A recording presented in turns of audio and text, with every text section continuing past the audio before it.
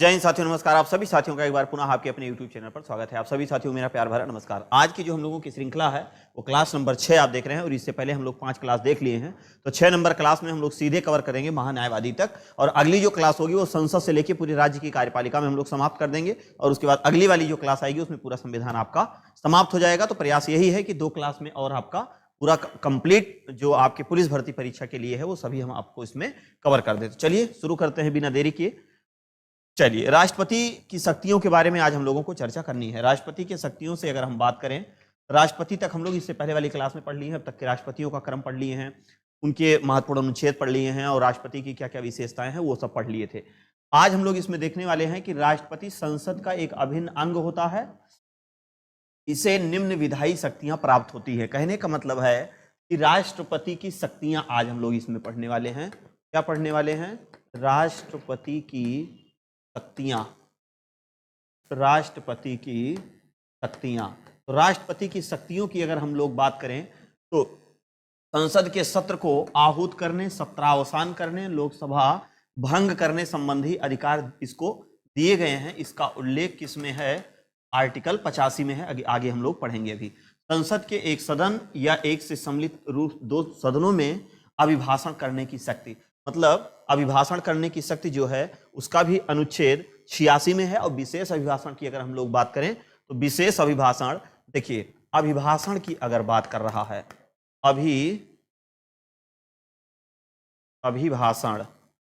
अभिभाषण की अगर बात करेगा तो आर्टिकल आपका कौन सा हो जाएगा? 86 हो जाएगा। कौन सा हो जाएगा? 86। लेकिन वहीं पर विशेष अभिभाषण की अगर बात की जाएगी, विशेष अभिभाषण की, तो विशेष अभिभाषण में आपका हो जाएगा आर्टिकल 87।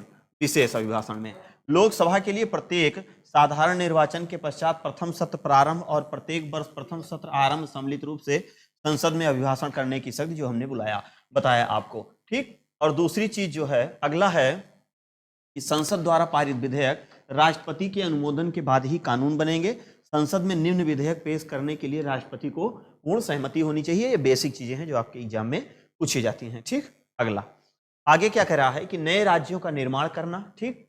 नए राज्यों का निर्माण, वर्तमान राज्य क्षेत्र सीमा एवं नामे में परिवर्तन। तो ये अकेले नहीं होगा, इसके साथ जो है आर्टिकल कौन सा होगा? 368। 368 में किस चीज की बात की गई है? संविधान संशोधन की। किसकी बात की गई है? संविधान संशोधन की। संविधान संशोधन किसके द्वारा किया जाएगा? तो ये संसद के द्वारा होगा।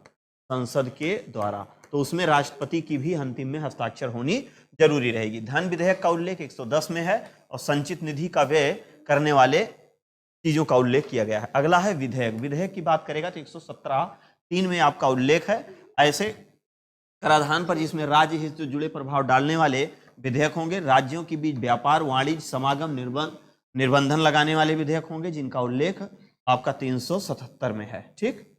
ये 304 में 6। यदि किसी साधारण विधेयक पर दोनों सदनों में कोई असहमति हो तो सुलझाने के लिए राष्ट्रपति दोनों सदनों की संयुक्त बैठक बुलाएगा। और जब संयुक्त बैठक होगी तो उसमें जो है संयुक्त बैठक कितने में? आर्टिकल 108 में। तो इसकी अध्यक्षता कौन करेगा? इसकी अध्यक्षता संयुक्त अधिवेशन की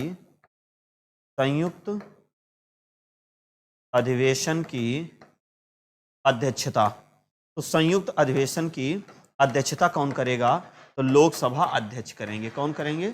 लोकसभा अध्यक्ष। तो लोकसभा अध्यक्ष इसकी क्या करेंगे? अध्यक्षता करेंगे। लेकिन बैठक को कौन बुलाएगा? तो बैठक को बुलाने की जिम्मेदारी होगी राष्ट्रपति को। ठीक। अगला पॉइंट चलते हैं आगे।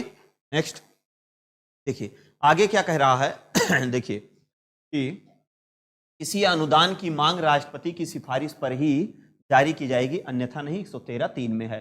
संसद सदस्यों के मनोनयन का अधिकार। देखिए मनोनयन का जो मामला होता है, मनोनयन का मतलब जो लोकसभा में है इसको क्या किया गया? समाप्त किया गया 104वां संशोधन के तहत। 104वां संशोधन के तहत ये केवल और केवल कहां? राज्यसभा में मनोनीत कर सकते हैं बस। अब राज्यसभा में मनोनीत करने का अधिकार है। ठीक। वो किस क्षेत्र से जुड़े होंगे? कला से, साहित्य से, पत्रकारिता, आपका विज्ञान, सामाजिक क्षेत्रों से जुड़े 12 व्यक्तियों को 83 के तहत राष्ट्रपति राज्यसभा में मनोनीत करेंगे। बाकी ये जो लोकसभा मनोनयन है ये अब क्या कर दिया गया है, समाप्त कर दिया गया। इसका उल्लेख अनुच्छेद 331 में है।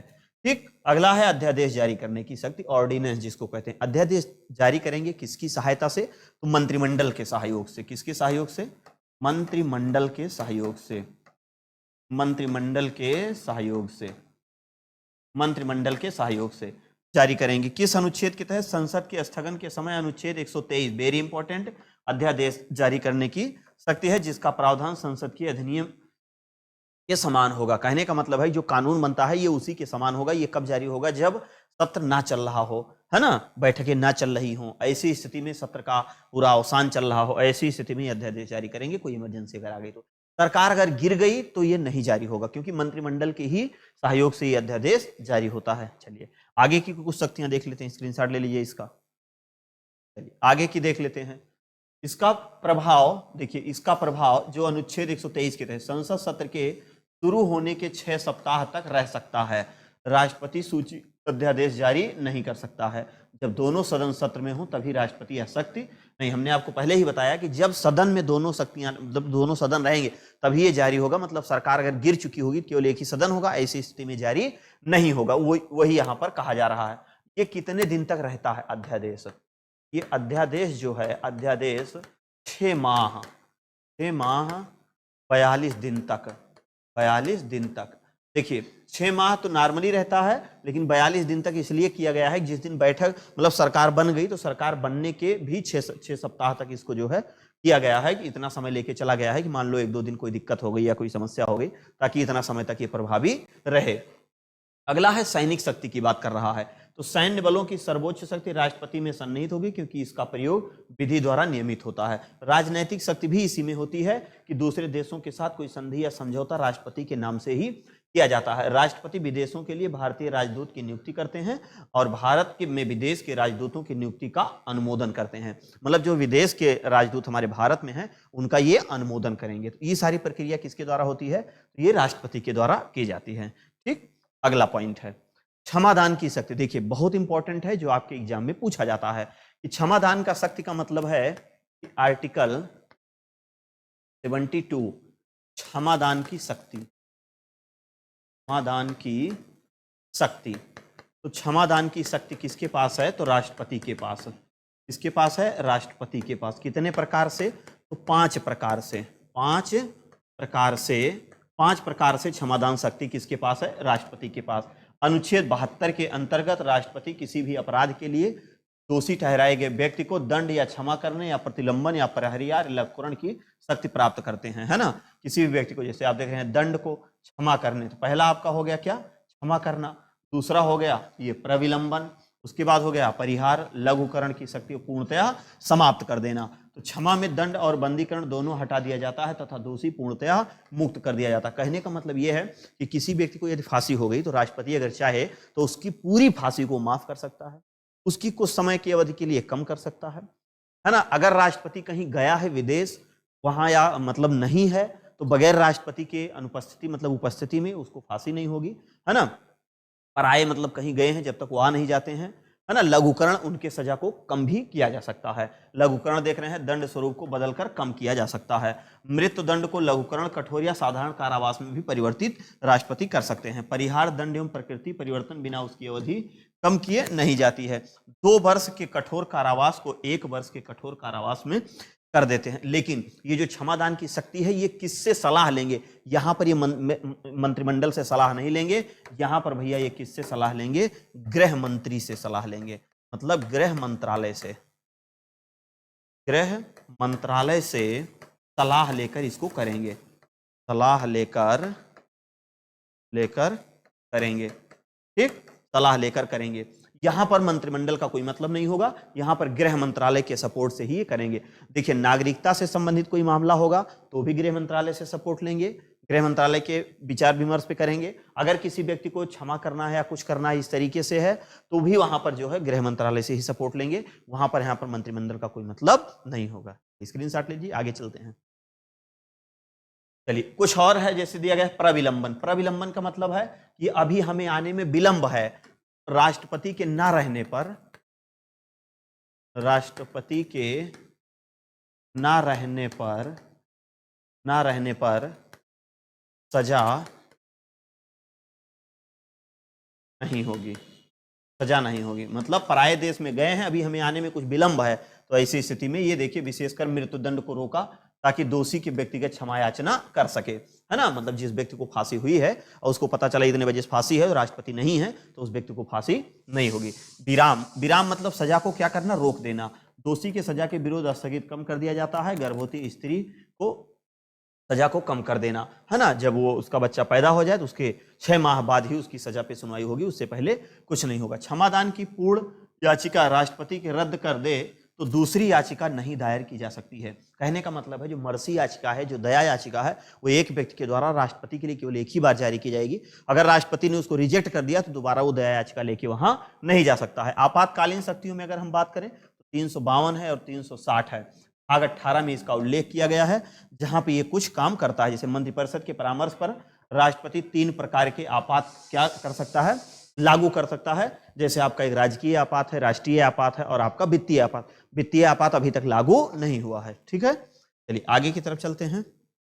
देखिए जैसे 352 है, युद्ध या बाह्य आक्रमण के सशस्त्र विद्रोह के कारण जो है आपात लगाया जा सकता है। 356 में है संवैधानिक तंत्र के विफल होने पर अनुच्छेद 356 के तहत राष्ट्रपति शासन लग सकता है। वित्तीय आपात लागू, न्यूनतम अवधि 2 माह होगी। लेकिन वित्तीय आपात अभी तक वित्तीय आपात लागू नहीं हुआ है।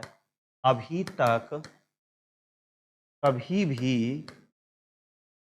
भी वित्तीय आपात लागू नहीं है, नहीं हुआ है।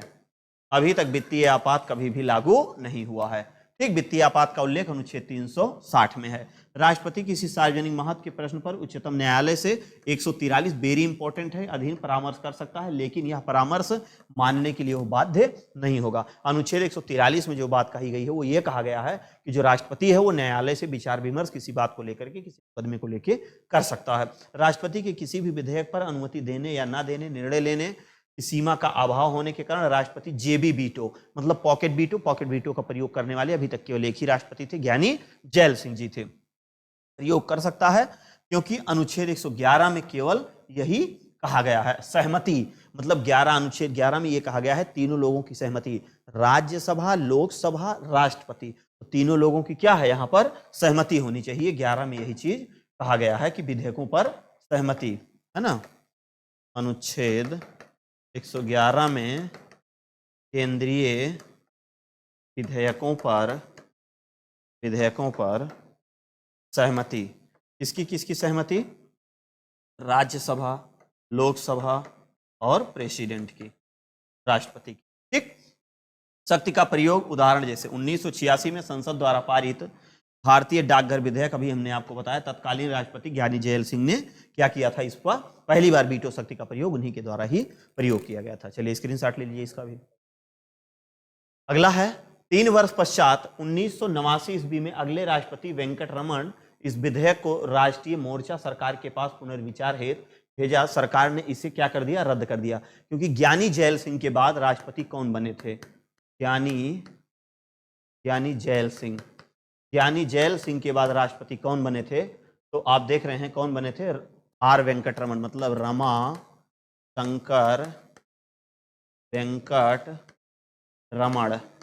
रमा शंकर वेंकट रमण बने थे, ठीक, जो सबसे बुजुर्ग राष्ट्रपति।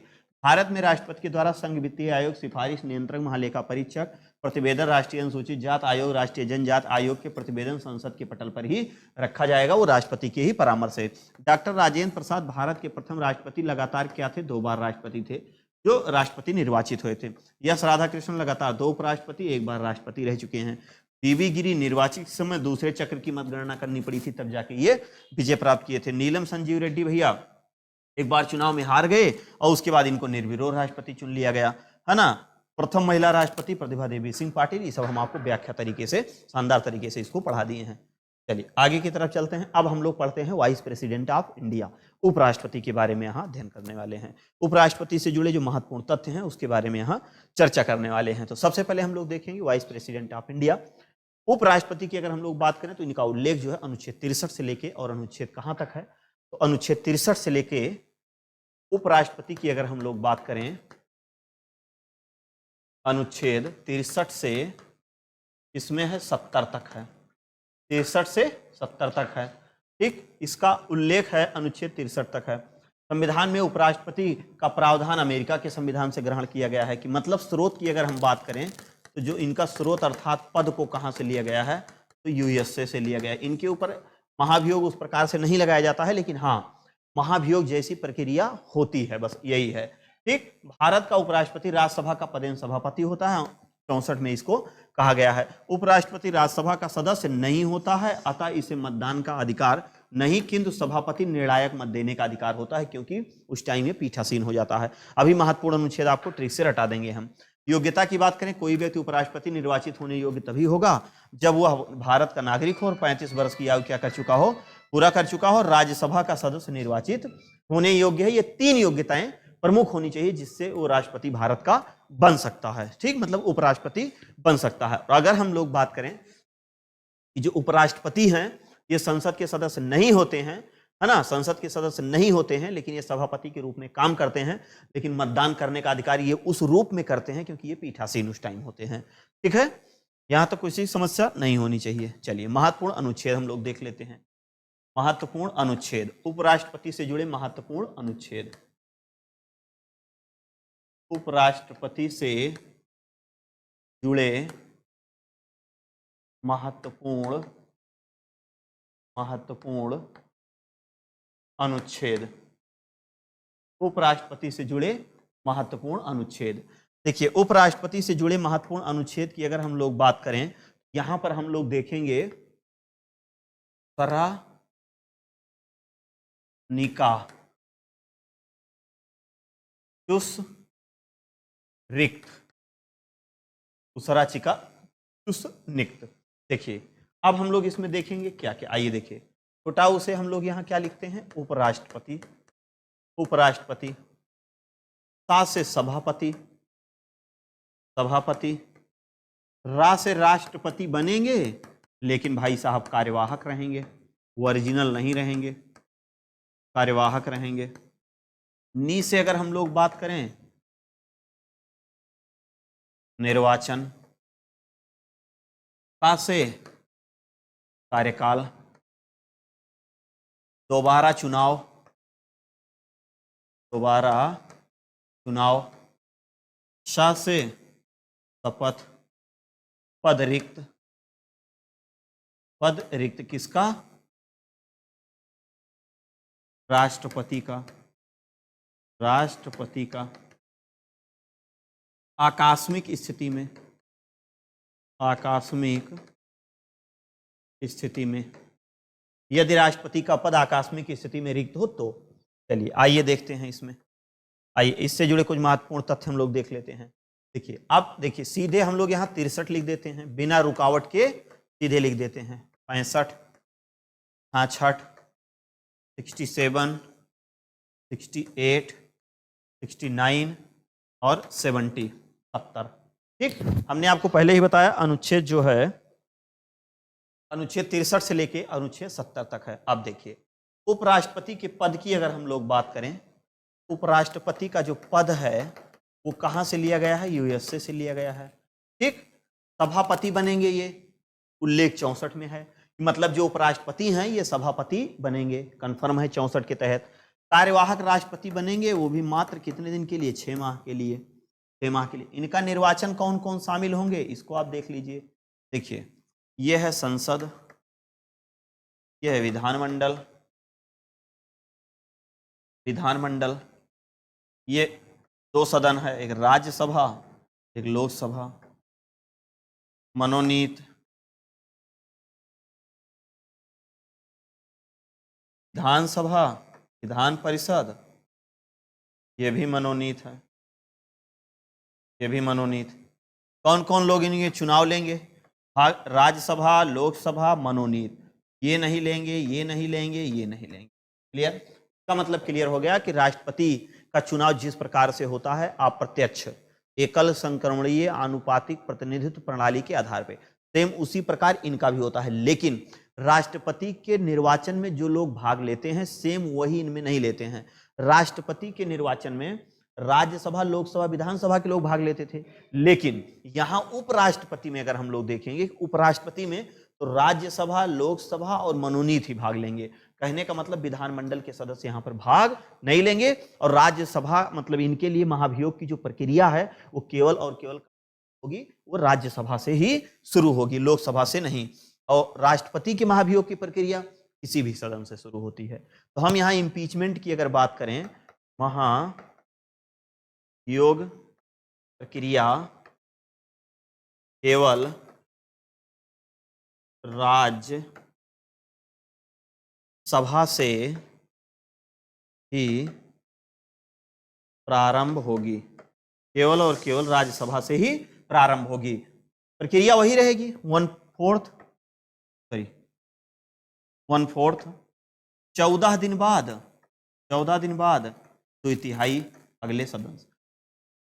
कार्यकाल इनका 5 वर्ष का होगा, का कार्यकाल 5 वर्ष का होगा। जिस दिन ये शपथ लेते हैं, दोबारा चुनाव यथाशीघ्र मतलब जितना जल्दी हो सके, है ना। जैसे दोबारा चुनाव मतलब ये हो जैसे राष्ट्रपति, उपराष्ट्रपति का पद खाली हो गया, राष्ट्रपति का पद जब खाली होता था तो 6 माह के अंदर उसको भरना अनिवार्य है, लेकिन उपराष्ट्रपति का पद यदि खाली हो गया तो उपसभापति उनके कार्यों का निर्वहन करने चले जाते हैं सभापति का। इनके बगैर कोई बहुत ज्यादा काम रुकने वाला नहीं होता है। तो 6 माह का कोई निर्धारण नहीं किया गया, यथाशीघ्र जब समय मिलेगा तो जितना जल्दी हो सकेगा करा लिया जाएगा। इनके शपथ की अगर हम लोग बात करें तो राष्ट्रपति इनको क्या करते हैं, शपथ दिलाते हैं राष्ट्रपति की तरह। 70 में क्या हो रहा है, एक तो आप देख रहे हैं 65 में ये 6 माह के लिए राष्ट्रपति बन रहे हैं, जब 5 प्रकार से राष्ट्रपति का पद खाली हो रहा है। लेकिन यदि राष्ट्रपति का पद आकस्मिक स्थिति में हो, जैसे मान लिया कहूं जाए भाग जाए बेचारे, गायब हो जाए, पता ही न चले कहां चले गए हैं, आकस्मिक स्थिति में, तो ऐसी स्थिति में अनुच्छेद 70 के तहत राष्ट्रपति का पद रिक्त होगा, तो उस स्थिति में उपराष्ट्रपति यहां भी 6 माह के लिए कार्यवाहक राष्ट्रपति बन जाते हैं। तो ये आपके महत्वपूर्ण अनुच्छेद हो गए। बाकी अब तक के राष्ट्रपतियों का क्रम अभी आगे हम लोग देख लेंगे, और राष्ट्रपति से जुड़े उपराष्ट्रपति से और कौन से तथ्य हैं आगे हम आपको स्क्रीनशॉट ले लीजिए पहले फटाक से। चलिए आगे की तरफ चलते हैं। अब देखिए, निर्वाचन के समय किसी भी प्रकार के लाभ के पद पर नहीं होंगे, संसद के किसी भी सदन, विधानसभा किसी भी सदन सदस्य नहीं होंगे, निर्वाचित समझा जाएगा, अंतरिम मंत्री का पद शामिल नहीं किया जाता है। अब देखिए, जैसे इनकी योग्यता तो आपने देख लिया, इनकी दशा, कंडीशन क्या क्या होनी चाहिए। पहला, पागल दिवालिया ना हो, बहुरही सनकही ना हो, पागल दिवालिया ना हो, ठीक। 15,000 रुपये आरबीआई में जमा करने की क्षमता हो, 15,000 रुपये आरबीआई में, लाभ के पद पर ना हो, पद पर ना हो, अंतरिम मंत्री, विधायक, संतरी सब छोड़ के चपरासी लेके और डीएम तक। चौथा, संसद से, लोकसभा से 20, राज्यसभा से 20 क्या होने चाहिए, प्रस्तावक, अनुमोदक एवं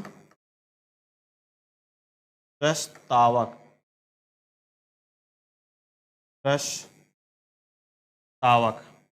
राष्ट्रपति में कितने थे, 50-50 थे, यहां पर कितने हैं, केवल 20-20 हैं, ठीक। उपराष्ट्रपति के निर्वाचन के लिए निर्वाचक मंडल वही होगा, निर्वाचन हमने आपको अच्छे से बता दिया, एकल संक्रमणीय आनुपातिक प्रतिनिधित्व गुप्त मतदान के द्वारा होगा, जैसे राष्ट्रपति का बताए थे वैसे इनका भी होता है। संसद के दोनों सदनों से बनने वाले निर्वाचक मंडल निर्वाचित एवं मनोनीत दोनों सदस्य शामिल होते हैं। उपराष्ट्रपति को अपना पद ग्रहण करने से पूर्व राष्ट्रपति अथवा उसके द्वारा नियुक्त किसी भी व्यक्ति के समक्ष इनको क्या लेनी पड़ती है, शपथ। हमने आपको पहले ही बता दिया, आर्टिकल 69 में है, स्क्रीनशॉट लीजिए इसका भी। चलिए अब आगे देखिए, कुछ और महत्वपूर्ण तथ्य हैं। उपराष्ट्रपति की पदावधि 67 उपराष्ट्रपति पद ग्रहण करने की तारीख से 5 वर्ष की अवधि तक पद धारण कर सकते हैं। उपराष्ट्रपति राष्ट्रपति संबोधित अपना हस्ताक्षर सहित लेख जारी कर सकते हैं, त्यागपत्र भी दे सकते हैं। उपराष्ट्रपति अपने पद अवधि समाप्त हो जाने पर तब तक पद धारण करता रहेगा जब तक उसका उत्तराधिकारी पद ग्रहण नहीं कर लेगा, ठीक। लेकिन राष्ट्रपति में ऐसा नहीं है, वहां पर केवल 6 माह के लिए ही होगा, ठीक है। आगे देख लेते हैं। आगे अब देखिए यहाँ पे अब कुछ राष्ट्रपति हैं, इनसे जुड़े हम लोग महत्वपूर्ण तथ्य हैं। जैसे सर्वपल्ली राधाकृष्णन की अगर हम लोग बात करें तो सर्वपल्ली राधाकृष्णन पहले हैं जो 2 बार बने थे, दूसरे राष्ट्रपति बने थे, निर्विरोध चुने गए, ये उपराष्ट्रपति थे। डॉक्टर जाकिर हुसैन की अगर हम लोग बात करें, इनकी क्या विशेषता है हुसैन की, इनका कार्यकाल के आधार पर ये तीसरे क्या थे, उपराष्ट्रपति थे, और राष्ट्रपति की बात करें तो ये तीसरे थे, और व्यक्ति के आधार पे दूसरे उपराष्ट्रपति थे। उसके बाद आप देख रहे हैं बीबी गिरी, जिनका पूरा नाम वाराहगिरी वेंकटरमण है, पहले कार्यवाहक राष्ट्रपति चुने गए। हमने जब राष्ट्रपति पढ़ाया था तो वहां शानदार तरीके से बताया था। गोपाल स्वरूप पाठक की अगर हम लोग बात करें, GS पाठक, ये एक ऐसे राष्ट्रपति थे जो भैया कभी भी राष्ट्रपति नहीं बन पाए थे, एक ऐसे उपराष्ट्रपति जो कभी भी राष्ट्रपति नहीं बन पाए। BD जत्ती केवल कार्यवाहक बने थे। यम हिदायतुल्लाह की विशेषता क्या है, यम हिदायतुल्लाह भारत के राष्ट्रपति भी बने थे कार्यवाहक, मुख्य न्यायाधीश भी थे और उपराष्ट्रपति भी बने हैं, आप देख रहे हैं।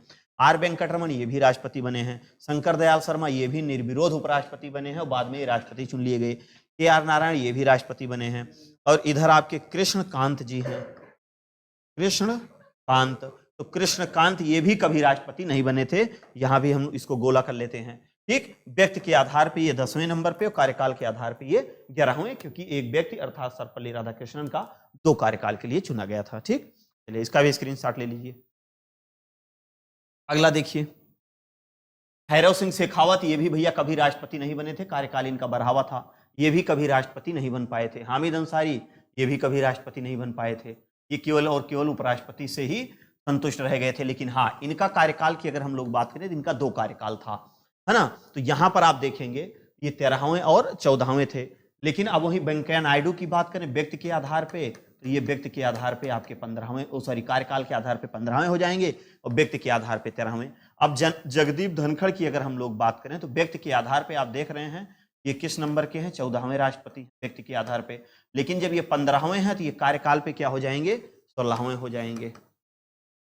ये कार्यकाल में क्या हो जाएंगे, 16वें हो जाएंगे, ठीक, 16वें हो जाएंगे। ये कार्यकाल में यहाँ पे आपके 16वें हो जाएंगे, है ना, 16वें कार्यकाल के आधार पे 16वें हो जाएंगे।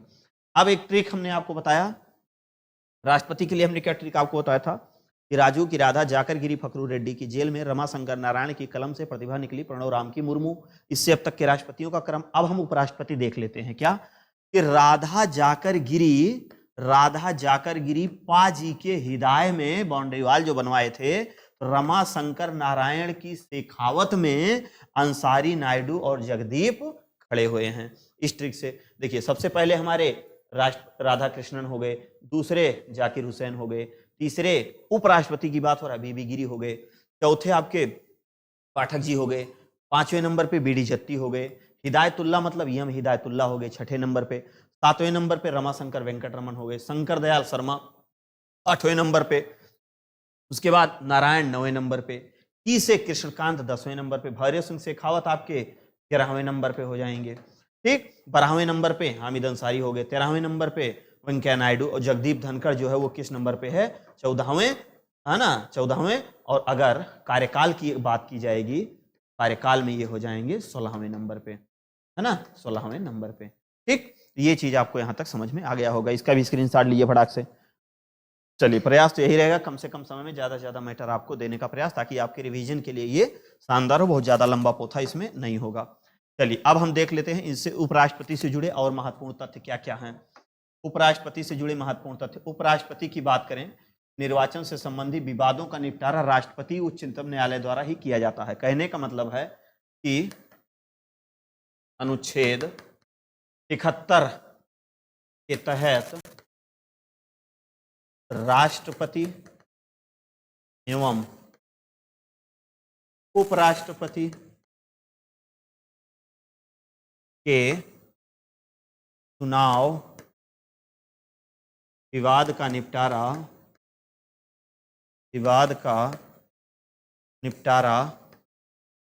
सर्वोच्च न्यायालय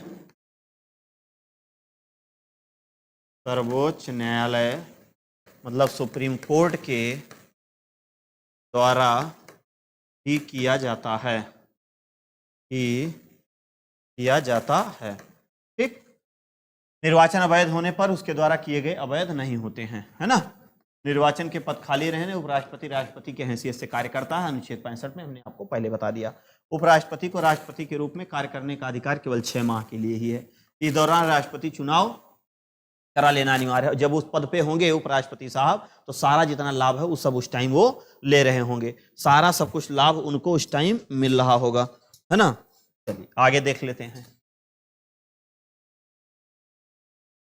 देखिए आगे क्या कह रहा है कि राष्ट्रपति के रूप में कार्य करते समय उपराष्ट्रपति राष्ट्रपति की सब शक्तियां, जो भी वेतन भत्ता विशेषाधिकार सारा सब कुछ होगा, उसमें सारा सब कुछ वो भाग ले रहे होंगे। चलिए स्क्रीनशॉट ले लीजिए, आगे चलते हैं। जिस किसी कालावधि में उपराष्ट्रपति राष्ट्रपति के रूप में कार्य करता है वह राज्यसभा के सभापति के कार्यों को नहीं कर रहा होगा और अनुच्छेद 97 के अधीन राज्यसभा सभापति के वेतन एवं भत्ते का हकदार भी नहीं होगा। वो टोटल और टोटल किसमें होगा? राष्ट्रपति। 97 में क्या कहा गया है? अधिकारियों के वेतन भत्ते की बात की गई है। एक चीज यहां पर यह भी बता दे रहे हैं, अनुच्छेद 97 में संसद के अधिकारियों का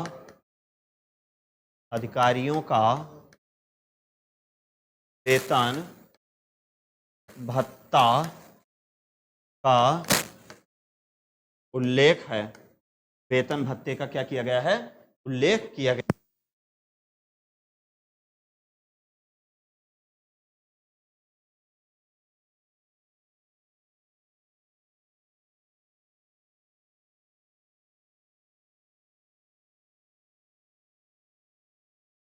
राष्ट्रपति पढ़े, उपराष्ट्रपति पढ़े, अब हम लोग प्रधानमंत्री पढ़ लेते हैं। प्रधानमंत्री, प्राइम मिनिस्टर की बात है भैया। प्रधानमंत्री से जुड़े 2 ही आर्टिकल आपके लिए वेरी इंपॉर्टेंट हैं। प्रधानमंत्री के लिए केवल 2 ही आर्टिकल है इंपॉर्टेंट, है ना। एक आर्टिकल तो आपका है 74, एक आर्टिकल है 75, 2 आर्टिकल। इसके तहत एक मंत्रिपरिषद होगा, मंत्रिपरिषद राष्ट्रपति को सलाह देगा और पीएम की नियुक्ति होगी। इसमें किया गया है पीएम और अन्य जो मंत्री होंगे उनको शपथ वगैरह राष्ट्रपति देंगे, ठीक। अनुच्छेद 74 अनुसार राष्ट्रपति उनके कार्यों के संपादन सलाह देने के लिए हमने बताया एक मंत्रिपरिषद होगा जिसका प्रधान प्रधानमंत्री होगा। और ये मंत्रिपरिषद जो है ये लोकसभा के प्रति उत्तरदायी होगी। लोकसभा के प्रति क्या होगी? उत्तरदायी होगी। लोकसभा के प्रति उत्तरदायी होगी।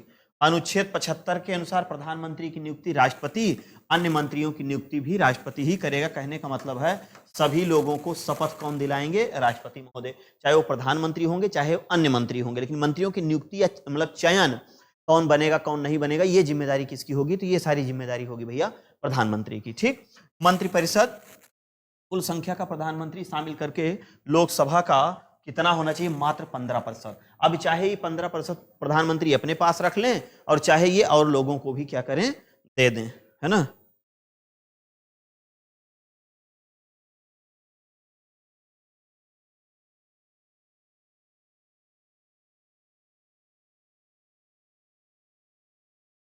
देखिए चलिए यहां तक ये चीज समझ में आया, फिर से बता दे रहे हैं। जैसे मान लीजिए मंत्रिमंडल है, पूरा मंत्रिमंडल, मंत्रिपरिषद में मंत्रियों की कुल संख्या प्रधानमंत्री शामिल होने लोकसभा के कुल सदस्यों का 15% होना। मान लीजिए 500 सदस्य हैं तो 500 का 15% ही मंत्री बनाए जा सकते हैं, उससे ज्यादा नहीं। अब चाहे प्रधानमंत्री उसको अपने पास रख लें चाहे सब लोगों को अपना बना दें, ठीक। चलिए आगे की तरफ चलते हैं। नेक्स्ट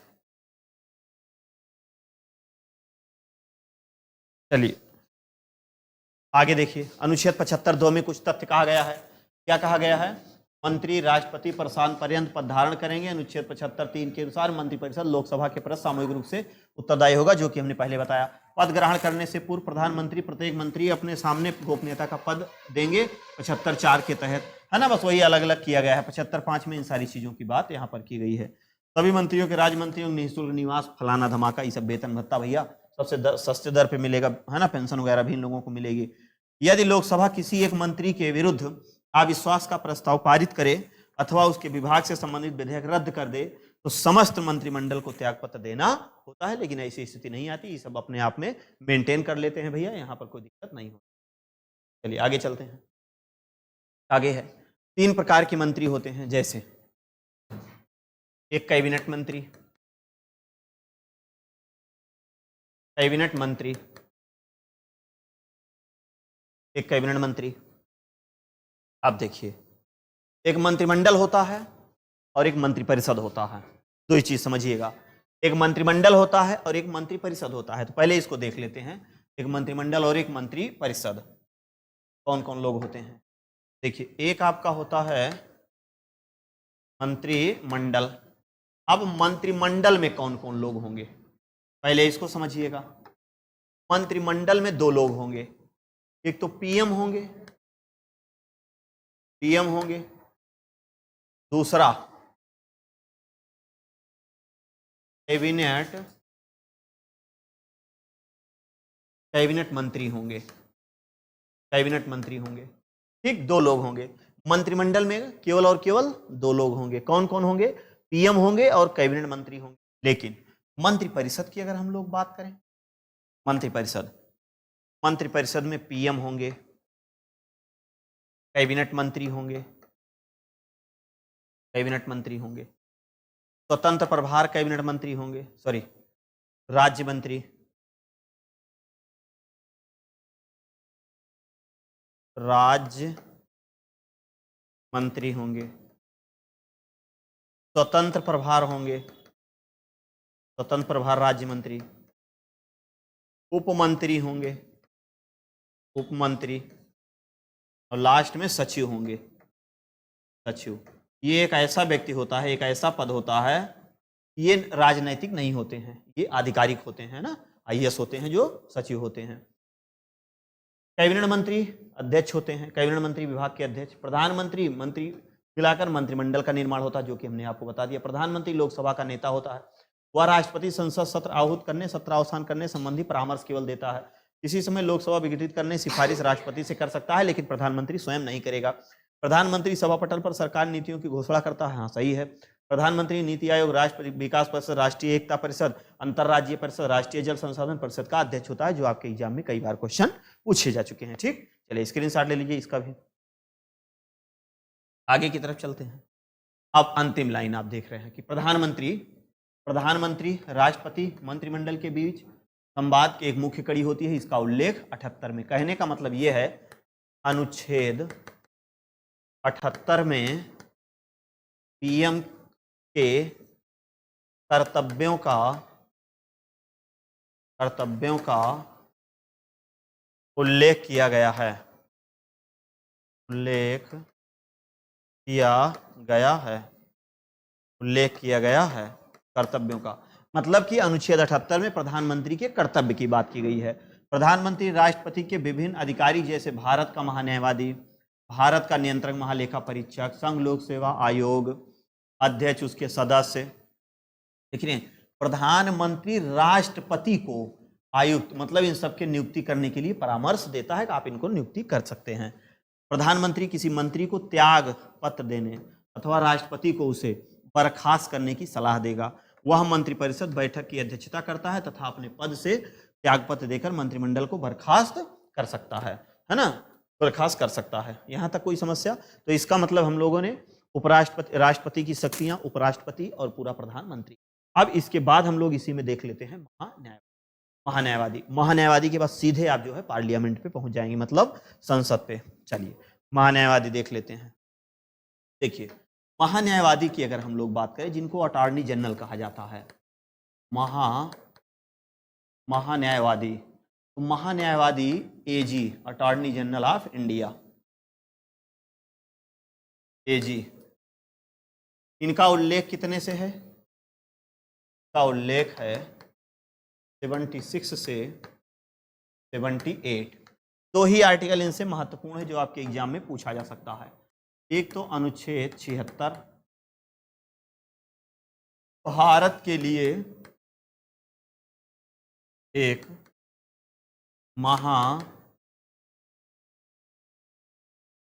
महान्यायवादी होगा, महान्यायवादी होगा,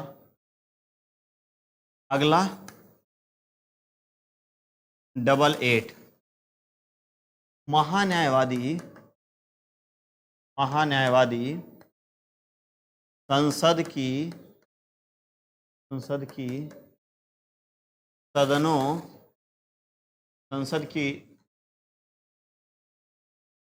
की कार्यवाही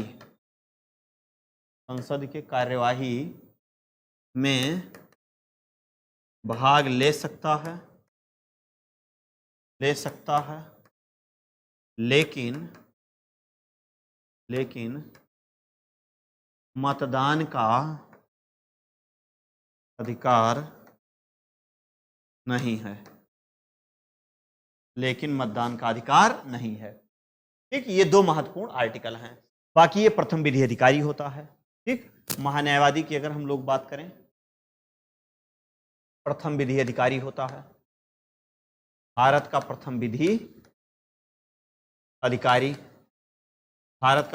अधिकारी होता है। वकीलों का वकील कहते हैं, वकीलों का वकील कहा जाता है, वकीलों का वकील कहा जाता है।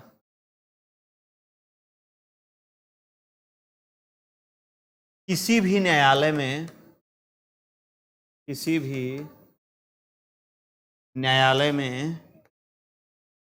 भाग ले सकता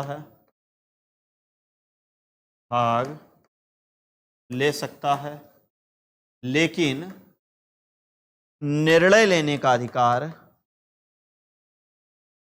नहीं है ना। भाग ले सकते हैं लेकिन निर्णय लेने का अधिकार नहीं है। इनको जो वेतन भत्ता वगैरह मिलता है, तो इनको जो वेतन भत्ता मिलता है इसका उल्लेख संविधान में नहीं है। इनको वेतन भत्ता मिलता ही नहीं है। ये जिसका मुकदमा लड़ते हैं उसका इनको केवल और केवल क्या मिलती है? फीस मिलती है। भैया महान्यायवादी को अगर हम बात करें तो महान्यायवादी को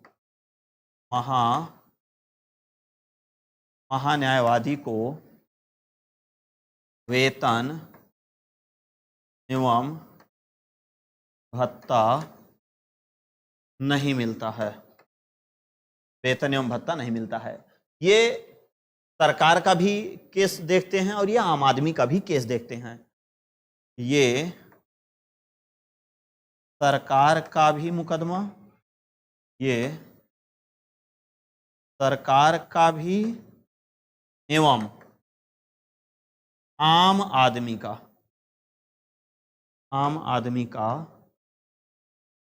मुकदमा देखते हैं और ये दोनों से फीस लेते हैं। क्या करते हैं भैया? दोनों से, लेकिन एक केस के लिए नहीं, अलग अलग केस के लिए नहीं। पता लगा एक केस जो सरकार का लड़ रहे हैं वही आम आदमी का भी लड़ रहे हैं, नहीं, ऐसा नहीं होगा। दोनों से फीस लेते हैं, जो इनका फीस होगा कोर्ट फीस, दोनों से फीस लेते हैं। इसीलिए जो है इनके वेतन भत्ते का कोई उल्लेख यहां पर नहीं किया गया। तो इस प्रकार महान्यायवादी से भी जुड़े जितने भी महत्वपूर्ण तथ्य थे वो हमने आपको यहां पर बता दिया। अब इसके बाद जो है अगला हम लोगों का क्या आता है? संसद। देखिए संसद की अगर हम लोग बात करें तो 79 से लेके 79 से लेकर 123 तक, 123 तक। उसके बाद आपका सर्वोच्च न्यायालय आ जाता है। उसके बाद आपका राज्य की कार्यपालिका।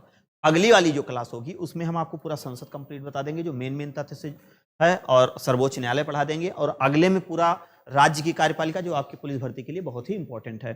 जैसे राज्यपाल हो गया, मुख्यमंत्री हो गया, या राज्य विधानमंडल से जुड़े हुए महत्वपूर्ण तथ्य हो गए। तो इन सारी चीज़ों की जानकारी इससे अगले वाली क्लास, मतलब 2 क्लास और आपको इसमें देंगे। पूरा पुलिस भर्ती के लिए जितना भी महत्वपूर्ण सवाल है सब आपका यहाँ से हो जाए। मिलते हैं नेक्स्ट क्लास में, तब तक के लिए आप सभी साथियों को जय हिंद, वंदे मातरम।